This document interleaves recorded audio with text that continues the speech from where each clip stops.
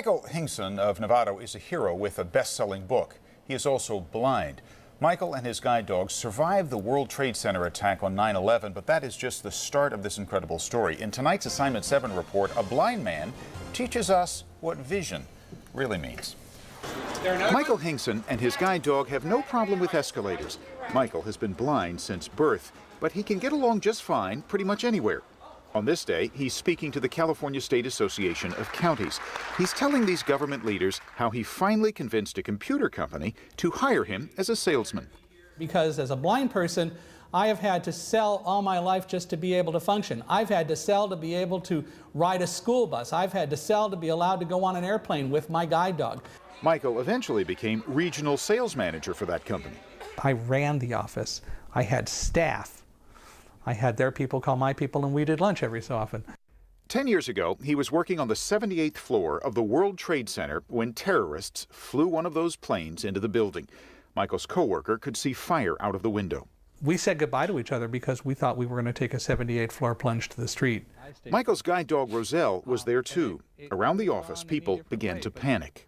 But I knew something that nobody else was observing, which is that my dog wasn't acting afraid or indicating that she was nervous in any way. That was enough to help Michael calm other workers. In the last 10 years, he's told the story of the harrowing trip down the stairs hundreds of times. One of the worst moments was when they finally got outside. We heard this rumble that quickly became this deafening roar. Tower 2 collapsed. The dust cloud engulfed them. Now no one could see, and they could hardly breathe. They moved forward, trying to find a way into a building that was just to their right. And so I kept telling Roselle, right, right, give her a hand signal, and kept saying right, right. And I was listening for the opening, if there was an opening to go into. Suddenly I heard it. Obviously Roselle saw it. She turned, took one step to the right, and stopped. It turned out they were at the top of a stairway into a subway station. Roselle's abrupt stop saved them from falling. Then she helped guide them down to safety. You know, it's teamwork in every sense of the word. Michael lives in Nevada now, but travels the world. I gotta go catch an airplane.